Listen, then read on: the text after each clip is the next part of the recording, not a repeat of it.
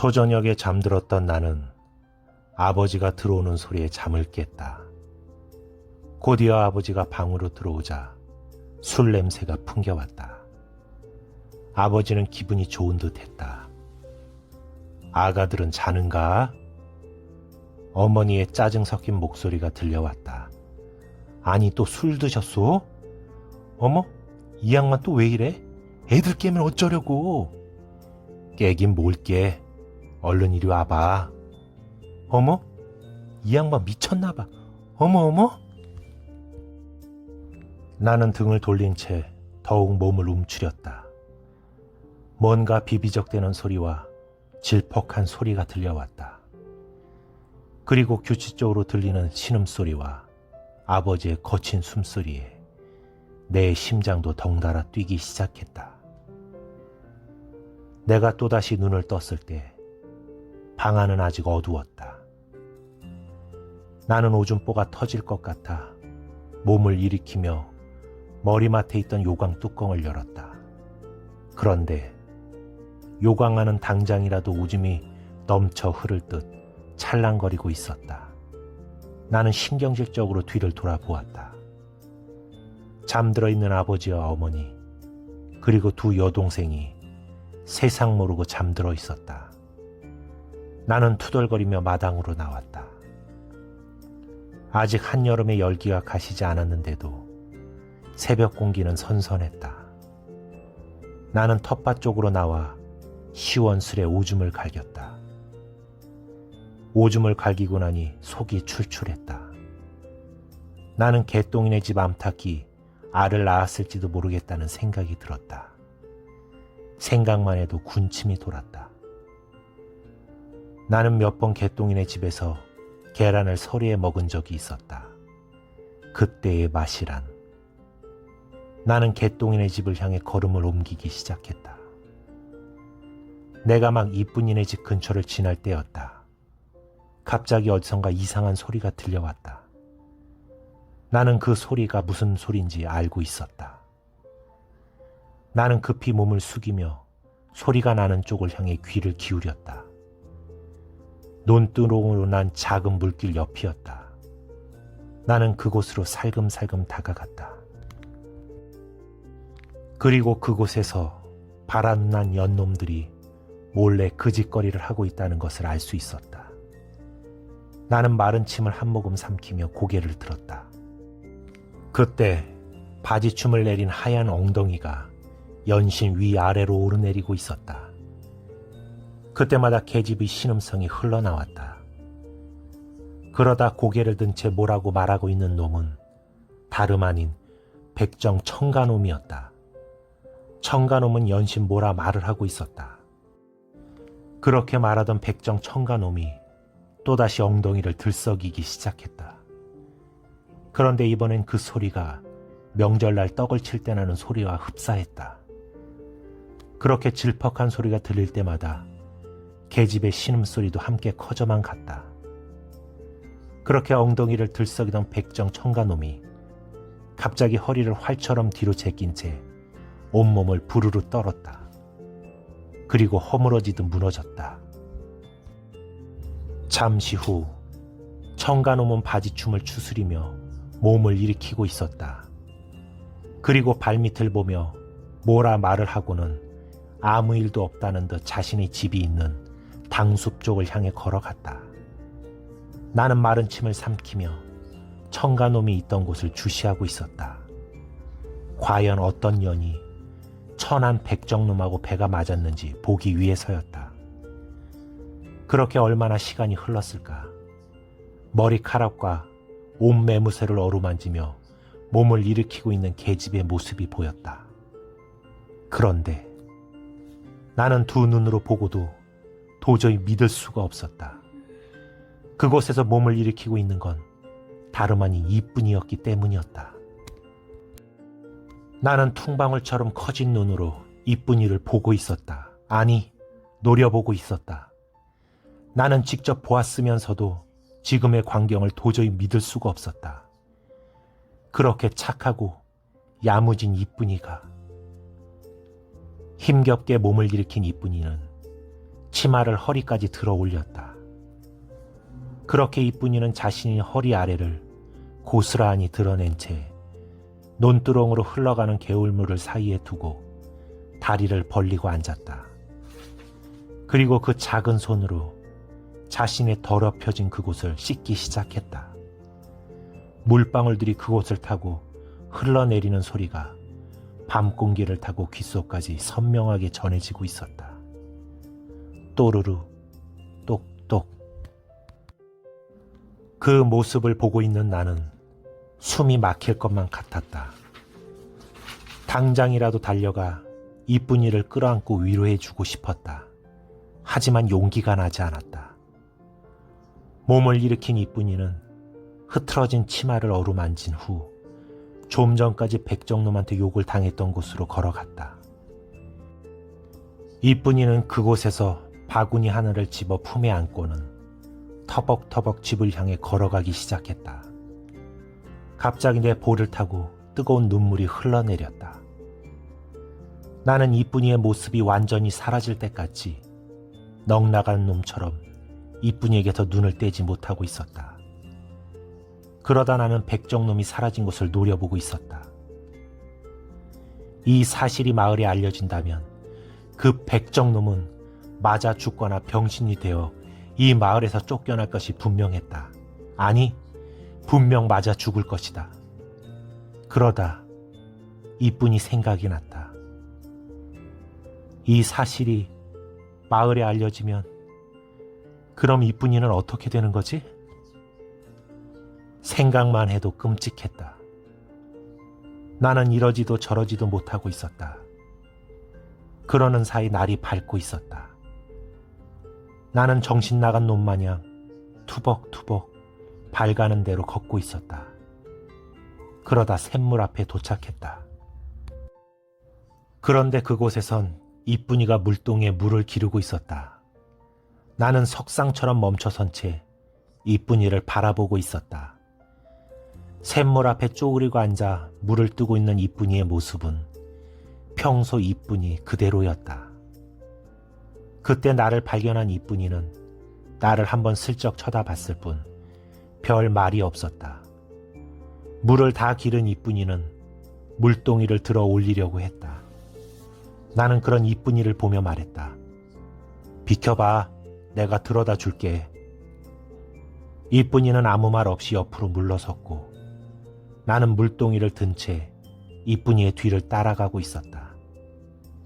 그런데 이쁜이가 조금 다리를 저는 것 같았다. 갑자기 이쁜이가 아프다고 소리치던 것이 생각이 났다. 나도 모르게 이쁜이에게 물었다. 이쁜아, 많이 아파? 내 말을 들은 이쁜이는 화들짝 놀란 듯 했다. 그러다 나를 보며 아무렇지도 않다는 듯 말했다. 괜찮아. 내가 물동이를 들고 부엌에 들어서자 맛있는 냄새가 났다. 그런 나를 보며 이쁜이가 말했다. 고기국 끓였는데 한 그릇 줄까?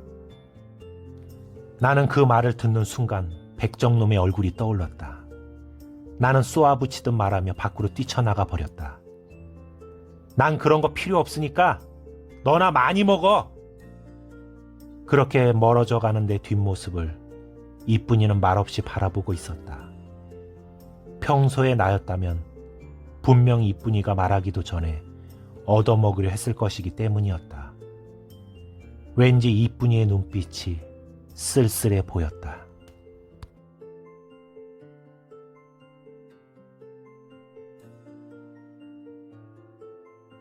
내가 마당에 들어섰을 때 아버지는 일을 나갈 준비를 하고 계셨다. 그러다 나를 본 아버지가 갑자기 성질을 내며 말했다. 일찍 밥 처먹고 애비 따라 일 나갈 생각은 안 하고 꼭두 새벽부터 어딜 그렇게 싸돌아다니다가 지금 들어오는 것이여? 설마 또 개똥이네 집에서 계란 훔쳐먹었냐? 나는 아니라고 다시는 그런 짓 않는다고 말했지만 아버지의 잔소리는 계속됐다. 앞으로 한 번만 더 그런 짓거리하면 아주 손모가지를 부러뜨릴란께. 알았어? 그리고 싸게 밥 처먹고 청가놈한테 가서 토끼가죽 3장만 받아온나? 얘기는 다 해놨은께. 나는 청가놈이라는 말에 누나를 부라리며 말했다. 싫어요! 내 이런 모습에 조금 당황해 하시던 아버지가 갑자기 지게 몽둥이를 잡아들며 나를 패기 시작했다. 이런 싸가지 없는 새끼, 지금 애비한테 누나를 부라린 것이냐? 그리고 애비한테는 말버릇 좀 보소. 그렇게 몽둥이질을 하고 있을 때 부엌에서 놀라 뛰쳐나온 어머니가 아버지를 뜯어 말리셨다. 여보 진정해요. 여보 진정해요. 그리고 자초지경을 모두 전해 들은 어머니가 갑자기 아버지를 노려보며 말했다. 아니, 그렇게 천박하고 재수없는 곳에 왜 앞날이 창창한 내 새끼를 보내려고 해요? 내가 이 자리에서 분명히 말하는데 앞으로 절대 그런 곳에 우리 애들 보낼 생각을 하지도 마세요. 아셨수? 그리고 그곳은 이따 새참 갖다 주고 오는 길에 제가 들려서 받아올 테니까 그렇게 아쇼. 거기까지 얘기를 들은 아버지도 더 이상 뭐라 하지 않으셨다. 백정 출신인 청가는 사냥을 하거나 도축을 하며 당숲 근처에서 혼자 살고 있었다. 마을 사람들은 남녀노소를 불문하고 천가를 부를 때는 꼭 뒤에 놈자를 붙였다. 백정놈 혹은 청가놈이라고 부를 만큼 그 자를 천하게 여겼다. 그리고 항상 비린내가 풍기는 청가의 거처를 마을 사람들은 부정하다 생각했다. 그래서 근처 가기를 꺼려했다. 아버지도 그 사실을 잘 아는 터라 겸연쩍은 듯 헛기침을 한번 크게 하고는 내게 말했다. 얼른 밥 먹고 서둘러 나와. 할 일 많은께. 알겠냐? 나는 풀 죽은 목소리로 말했다. 네, 아버지. 나는 밥을 먹는 둥 마는 둥 했다. 내 머릿속엔 온통 아까 본 이쁜이의 모습으로 가득했기 때문이었다. 그런 나를 보며 어머니가 걱정스레 물었다. 왜 그리 먹는 게 시원치 않냐? 정말 어디 아프냐? 나는 그런 어머니를 보며 말했다. 엄니, 나 이쁜이한테 장가 보내줘요. 나 이쁜이한테 장가 가고 싶단 말이야. 그 말을 들은 어머니는 기가 찬다는 표정을 짓고 있었다. 그러다 숟가락을 집어들어 내 머리통을 한 대 후려치며 말했다. 이게 무슨 귀신 신나라 까먹는 소리여. 너 이쁜이네 사정 모르냐? 어떻게 그런 소리를 할 수가 있어, 이 정신 나간 놈아. 나는 숟가락을 내려놓으며 마룻바닥에 벌러덩 들어 누웠다. 그리고 마치 어린아이처럼 떼를 쓰기 시작했다. 몰라. 나 이쁜이한테 장가 갈 거요. 장가 보내줘. 그 모습을 본 어머니가 가슴을 치다가 갑자기 몸을 일으키며 방으로 뛰어들어갔다. 그리고는 기름이 잘잘 흐르는 방망이를 들고 나왔다. 이런 정신 나간 놈한테는 몽둥이가 약이지. 너 오늘 내 손에 한번 죽어봐라. 난 그 모습을 보자마자 걸음아 나살려라 하고 집 밖으로 뛰쳐나가 버렸다. 어머니가 방망이를 들고 있다는 건 정말 화가 많이 나셨다는 거였기 때문이었다. 이럴 때는 360개 주랭랑이 상책이라는 걸 난 경험으로 잘 알고 있었기 때문이었다. 나는 아침밥도 제대로 먹지 못한 채 아버지에게 갔다. 그날 난 미친놈처럼 일만 했다. 이렇게라도 하지 않으면 머리가 터져버릴 것만 같아서였다. 그런 내가 걱정이 됐는지 늘 요령만 부린다고 구박만 하시던 아버지도 내게 쉬엄쉬엄 하라고 말을 할 정도였다. 아버지와 내가 일을 마치고 집에 돌아왔을 때 부엌에서 맛있는 냄새가 풍겨왔다. 아버지가 옷에 묻은 흙을 털며 말했다. 이게 무슨 냄새요? 고기 아닌감? 아빠를 발견한 동생들이 말했다. 엄마가 고깃국 끓였어, 고깃국. 그때 부엌에서 나오신 어머니가 앞치마에 손을 닦으며 말했다. 왔어요? 그려. 근데 웬 고깃국? 그 말을 들은 어머니는 얼굴 가득 한방 미소를 짓고 있었다. 청가집에 토끼 가죽을 가지러 갔는데 마침 노루새끼를 손질하고 있더라고요. 그러다 날 보자 인사를 넙죽하더니 방으로 들어가 토끼 가죽 3장을 건네주며 내 눈치를 보더라고요. 그래서 속으로 이 미친놈이 왜 이 지랄이요 하고 생각하고 있을 때 갑자기 고기 한 점을 크게 잘라주며 집에 가서 드시라고 하기에 얼른 받아왔죠. 그 말을 들은 아버지가 껄껄껄 웃으며 말했다. 천가 그놈이 그래도 경우는 있는 놈이구먼. 그 말을 들은 어머니가 물었다. 여보, 그게 무슨 말이에요? 아버지는 좀 우쭐한 표정과 목소리로 말했다. 근본도 모르는 놈이 우리 마을에서 지금처럼 뿌리 내리고 살 수 있는 건 따지고 보면 다 내 덕이구먼. 그놈이 그 공을 알고 자네에게 그렇게 잘했던 거요. 내가 아니었으면 이 마을에서 뿌리를 내리고 산다는 건 어림도 없었지. 암 그렇고 말고. 그 말을 들은 어머니가 웃으며 말했다. 그래서 청가놈이 나한테 그렇게 잘하는 거였군요. 난 그것도 모르고 하여간 우리 서방님이 최고라니까요. 아버지는 그 말이 듣기 좋았는지 호탕하게 웃으며 방으로 들어갔다. 우리 5 식구는 밥상머리에 둘러앉았다. 아버지와 내 국그릇엔 고기가 가득했고 2 여동생과 어머니 그릇엔 무만 가득했다. 동생들이 고기 하며 칭얼거리자 아버지가 젓가락으로 고기를 집어 제비 새끼 마냥 입을 벌리고 있는 여동생 입에 고기를 한 점씩 넣어 주었다. 어떠냐? 맛나냐? 그 모습을 본 어머니가 손을 내저으며 말했다. 가시나가 고기는 무슨 고기여? 야들은 됐으니까 힘써야 하는 당신이나 많이 드셔요. 그 말을 들은 아버지가 어머니를 보며 웃으셨다. 그럼 먹고 힘 좀 써볼까나? 그 말을 들은 어머니가 눈을 흘기셨다. 오랜만에 고기 반찬 때문이었을까? 화기애애한 밥상 분위기와는 달리 나는 청가놈이라는 말을 듣는 순간 이 국과 고기에는 손도 대지 않을 거라고 마음먹었다. 나는 김치를 찬삼아 대충 먹고는 서둘러 자리를 털고 일어났다. 그런 나를 한참 동안 바라보시던 아버지가 걱정스런 목소리로 말했다. 강쇠가 어디 아픈 거 아니요? 고기라면 환장하던 놈이 고기엔 손도 대지 않았네 그려. 큰 마을에 가서 진맥이라도 한번 짚어봐야 하는 거 아닌지 모르겠네. 그 말을 들은 어머니가 콧방귀를 끼며 말했다. 걱정 말고 밥이나 드세요. 그런 거 아니니까. 그 말을 들은 아버지가 어머니를 다그치듯 물었다. 당신은 뭔가 알고 있는 것 같은데 무슨 일이요? 말 좀 해봐. 그 말을 들은 어머니가 한숨을 내쉬며 말했다. 글쎄, 저 철없는 놈이 이쁜이한테 장가 보내달라고 그 떼를 쓰잖아요. 도대체 언제 철이 들려는지 속상해 죽겠어요. 그 말을 들은 아버지가 껄껄껄 웃으며 말했다. 저놈이 어릴 때부터 이쁜이를 좀 따라다녔남? 그러지 말고 그냥 짝을 좀 지어줘봐. 장가갈 나이도 되지 않았남? 그 말을 들은 어머니가 눈을 흘키며 말했다. 지금 이쁜이네 집 사정 몰라요? 이쁜이가 시집가면 그 집 식구들 밥줄 끊어지는 거 당신도 잘 알면서 그런 말이 나와요? 왜? 당신이 그 집 식구들까지 다 건사해주게요? 그랬다.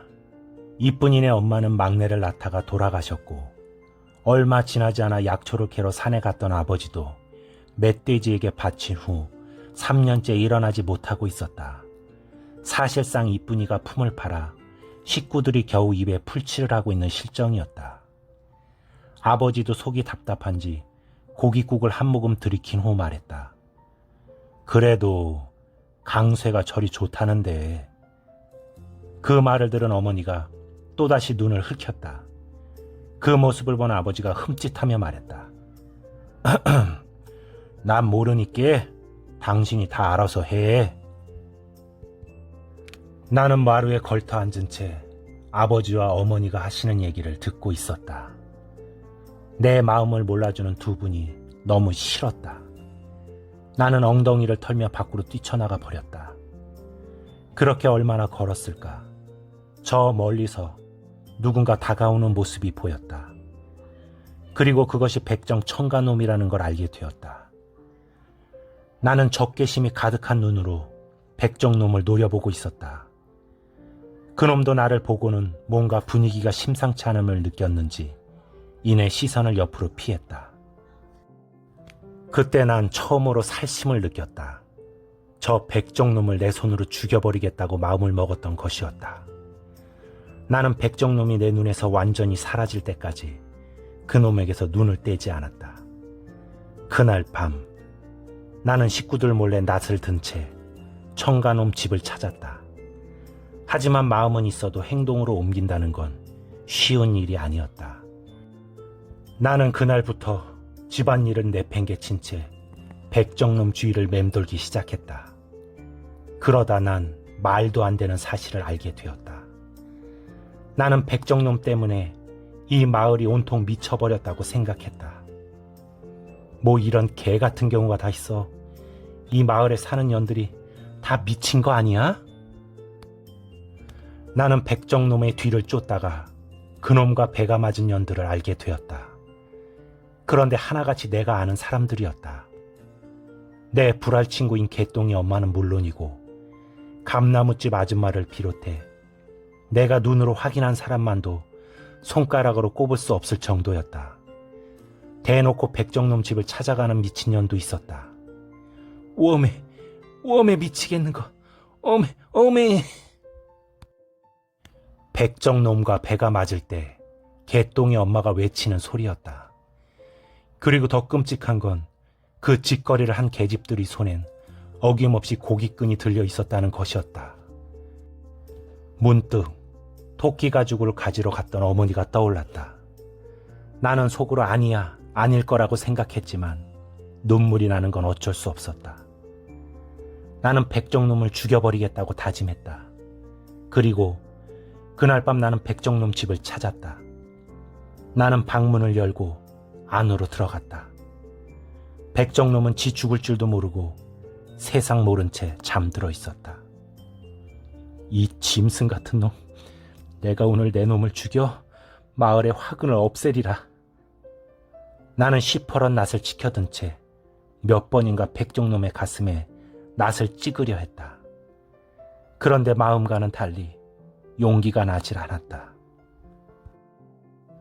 내가 그렇게 망설이고 있을 때 백정놈이 눈을 뜨며 말했다. 사내놈이 한번 마음 먹었으면 곧바로 실행해야지. 그렇게 망설이면 쓰겠냐? 말이 끝나기가 무섭게 백정놈이 몸을 일으키며 내 손에 들려있던 낫을 뺏었다. 그리고는 그 시퍼런 낫을 내 얼굴에 들이밀며 말했다. 난 너하고는 다르다. 난 마음 먹으면 그대로 하거든. 그 말이 끝남과 동시에 백정놈이 그 시퍼런 낫을 그대로 내리크었다. 나는 비명과 함께 몸을 움츠렸다. 순간 가랑이 사이가 따뜻해졌다. 그렇게 얼마나 시간이 흘렀을까. 갑자기 백정놈의 웃음소리가 들려왔다. 나는 천천히 눈을 떴다. 그리고 내 오줌으로 축축하게 젖은 바지와 방바닥이 보였다. 나는 수치심에 죽고만 싶었다. 그런 나를 보며 백정놈이 낫을 집어 던지며 말했다. 나를 죽일 마음이 준비가 되면 언제든지 찾아오너라. 알겠느냐? 나는 바닥에 떨어진 낫을 주워들며 문 밖으로 뛰쳐나가 버렸다. 평소에는 버러지만도 못하다고 생각했던 놈이 무섭고 두려웠다. 나는 그늘진 숲에 몸을 움츠린 채 꺼이꺼이 소리를 내며 울고 있었다. 너무나 분하고 원통했기 때문이었다. 그러는 사이 육봉산 위로 붉은 태양이 솟아오르고 있었다. 나는 손등으로 눈물을 훔치며 아직도 젖어있는 바지를 벗어 육봉산 밑에 있는 작은 샘에 담갔다. 그리고 쪼그리고 앉은 채 바지를 빨고 있을 때 뭔가 가랭이 사이로 빠르게 지나가는 것이 보였다. 깜짝 놀란 내가 몸을 일으키려는 순간 내 거시기가 따끔했다. 아야! 나는 깜짝 놀라 몸을 일으켰다.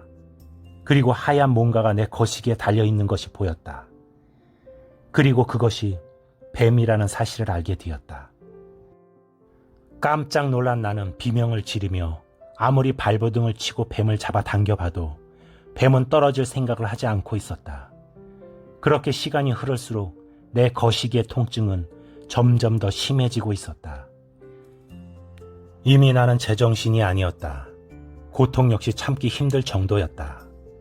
나는 육봉산을 이리저리 뛰어다니다가 결국 집을 향해 미친놈처럼 달리기 시작했다.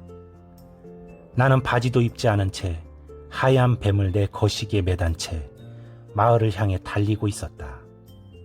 그렇게 내가 마을 샘터에 다다랐을 때 그만 누군가와 부딪히고 말았다. 아야! 나는 그게 누군지 확인할 겨를도 없이 본능처럼 몸을 일으키며 집을 향해 뛰었다. 그런 나를 부르는 목소리가 있었다. 강세야! 강세를 부르던 이쁜이는 황급히 몸을 일으키며 강세 뒤를 쫓았다. 강세가 뱀에 물린 것을 보았기 때문이었다. 한편 밥상을 들고 부엌에서 나오던 어머니가 나를 보고는 놀라 들고 있던 밥상을 엎고 말았다. 강세 아빠! 어여 나와봐요! 강세가 뱀에 물렸어요! 그 말을 들은 아버지가 방문을 열어 제끼며 밖으로 튀어나왔다. 그리고 내 몰골을 보고는 깜짝 놀라며 소리쳤다. 당신은 얼른 부엌에 가서 부엌칼 좀 가지고 와! 저 뱀놈의 모가지를 싹둑 잘라버리게! 그때까지도 내 그곳을 문 채 떨어질 생각도 하지 않던 놈이 어머니가 부엌칼을 들고 나오자 내 거식에서 떨어져 내리며 어디론가 사라져버렸다. 나는 뱀이 떨어져 나감과 동시에 그대로 기절하고 말았다. 곧이어 이쁜이가 집 안으로 들어왔다.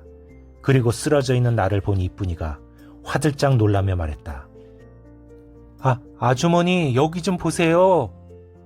그때까지 쓰러진 강세를 깨우기 위해 흔들어대고 있던 어머니와 아버지가 놀란 표정을 짓고 있는 이쁜이의 시선을 따라 고개를 돌렸다.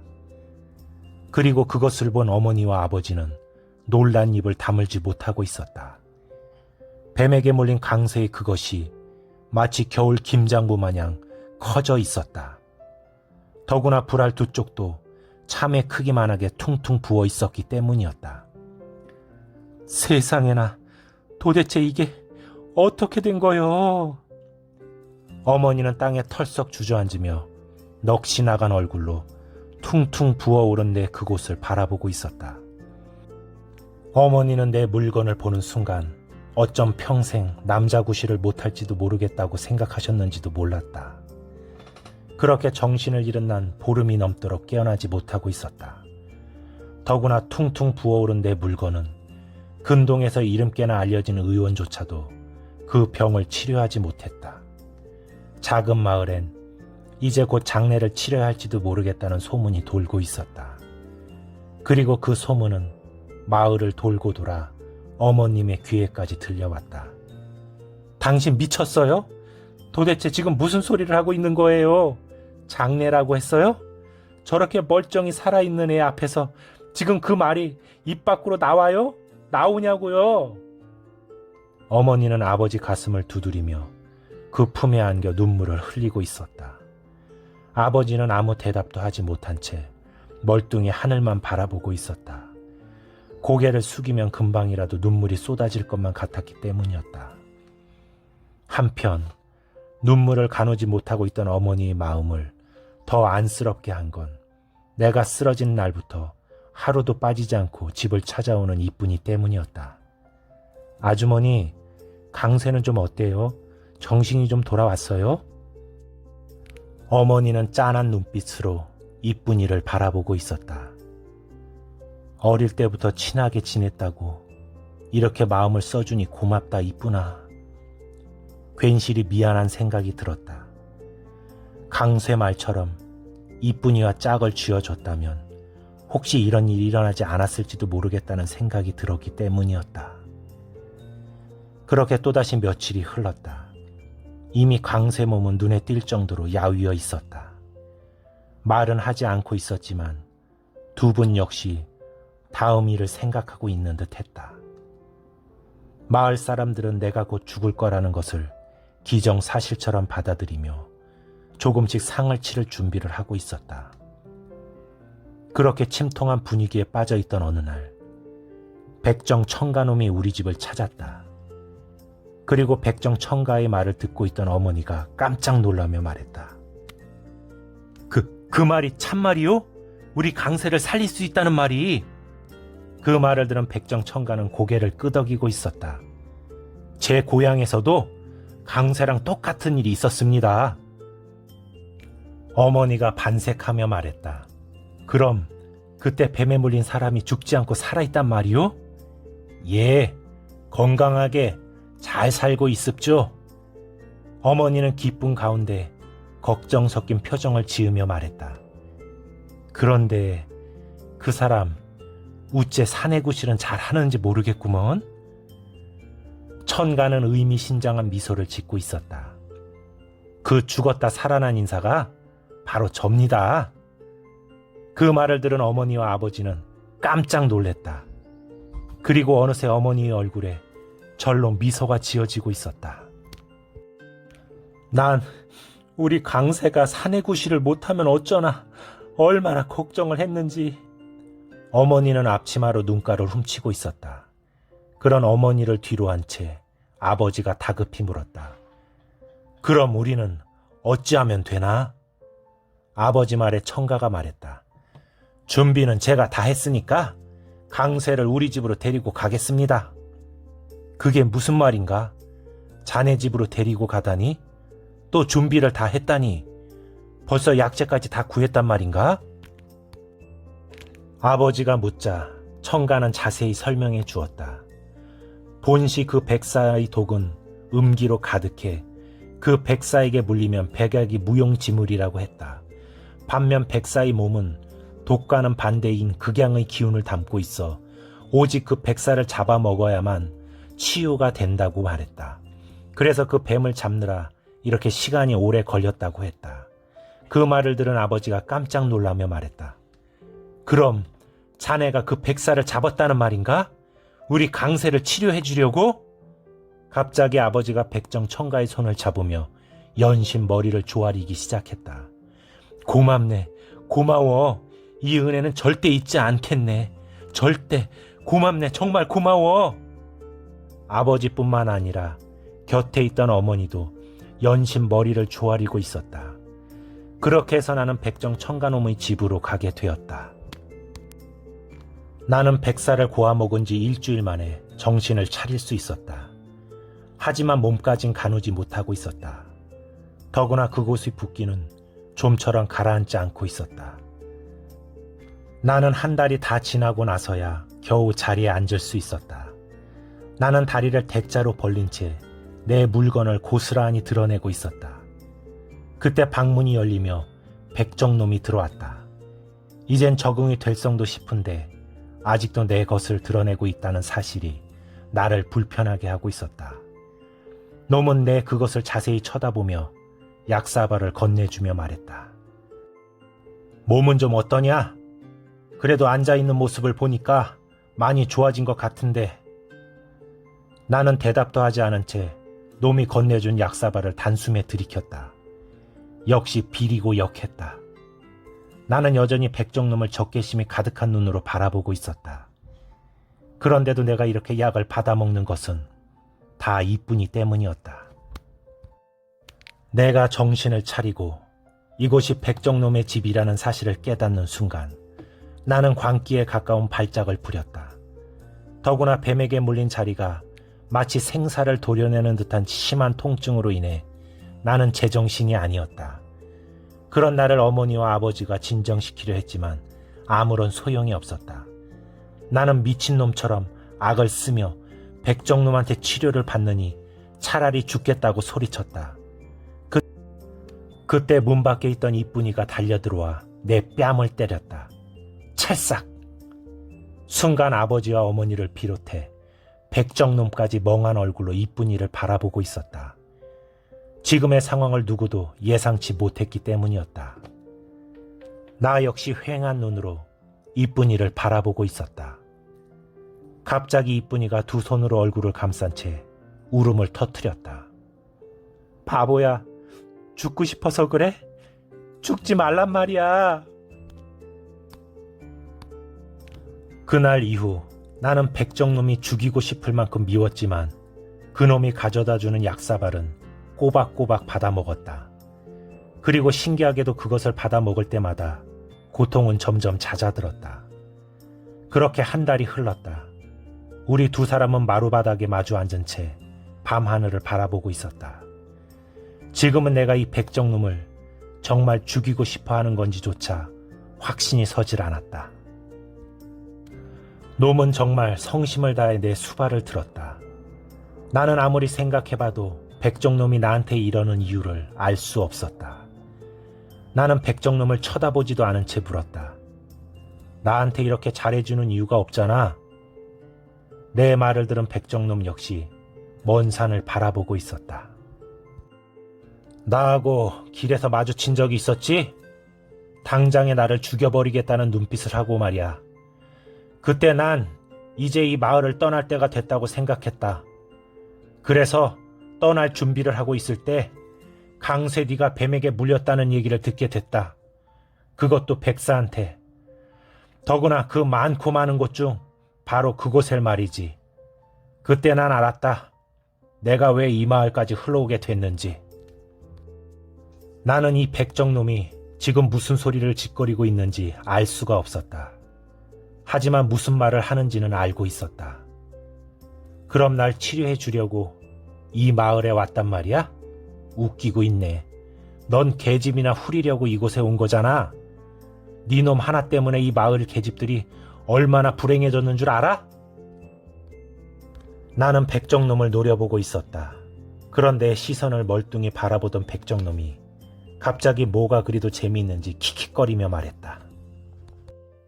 불행해졌다고? 정말 그렇게 생각해?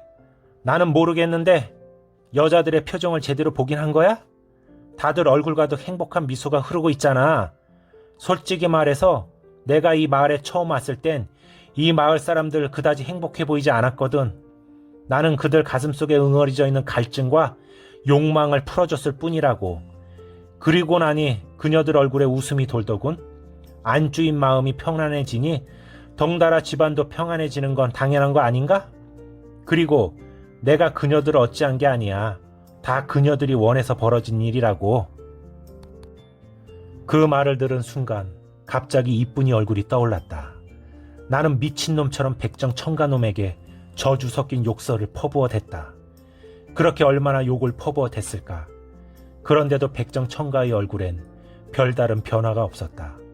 오히려 재미있다는 표정을 짓고 있는 것 같았다. 그러다 나를 보며 말했다. 이제 곧 강세 너도 알게 될 거다. 솔직히 난 이게 축복인지 저주인지 아직도 잘 모르겠다. 그래서 난 한 곳에 오래 머물질 못하고 이렇게 떠돌이 신세로 평생을 살아야 할지도 모른다. 그래도 태어난 이상 인연은 있다고 들었는데 아직 난 인연을 만나지 못한 것 같다. 강세 넌 부디 너를 받아줄 수 있는 인연을 꼭 만났으면 좋겠구나. 그날 밤 나는 쉽게 잠들지 못하고 있었다. 간밤에 들었던 백정놈의 이야기 때문이었다. 생각해보니 이 작은 마을은 하루도 조용한 날이 없었다. 계집들의 앙칼진 목소리가 담장을 넘으면 사내 놈들은 어김없이 손찌검을 했다. 그러면 울고불고 살림살이가 부서지는 소리가 마을 곳곳에서 동시에 들려올 정도였다. 더구나 우리 집 역시 별반 다르지 않았었다. 어머니는 아버지만 보면 늘 앙칼진 소리로 화를 내셨고 그럴 때면 아버지는 늘 폭력을 휘두르셨다. 그러던 우리 집에 어느 날부턴가 따뜻한 봄볕이 들기 시작했다. 생각해보니 백정놈이 우리 마을에 온 이후부터였던 것 같았다. 정말 백정놈하고 그 짓거리를 하는 게 그렇게 좋단 말이야? 그렇게 어느 순간 나는 잠이 들고 말았다. 그리고 내가 눈을 떴을 때 방 안은 텅 비어 있었다. 나는 본능처럼 백정청가놈이 우리 마을을 떠났다는 사실을 알 수 있었다. 나는 그놈이 마을을 떠났다는 사실에 별 신경이 쓰이지 않았다. 차라리 잘 됐다는 생각이 들었다. 나는 몸을 일으키며 옷을 찾아 입었다. 옷을 입은 내 아랫도리가 눈에 띌 정도로 불룩 튀어나와 있었다. 아직 붓기가 완전히 가라앉지 않은 듯했다. 나는 백정 청가집을 나서다 소피가 마려워 그놈 집 벽에 대고 오줌을 갈겼다. 그런데 오줌발이 마치 장마철 폭포물이 쏟아지는 것 같았다. 더 놀라운 일은 다음에 벌어졌다. 내 오줌발을 버티지 못한 토담벽이 무너지며 백정 청가놈의 집이 통째로 무너져 버렸기 때문이었다. 나는 놀라 벌어진 입을 다물지 못하고 있었다. 그러다 차라리 잘 됐다는 생각이 들었다. 혹시 백정 청가놈이 마음이 바뀌어 돌아오더라도 집이 이 모양 이 꼴이 된 걸 보면 감히 이 마을에 머물 생각을 못할 테니까. 나는 마을로 오는 내내 이상한 느낌을 받고 있었다. 뭐라고 할까? 어떤 뜨거운 시선 같은 것이 느껴지고 있었다. 더 이상한 건 그런 기운을 느낄 때마다 내 아랫도리가 심하게 꿈틀거렸다. 그리고 난 그 느낌의 정체를 알게 되었다.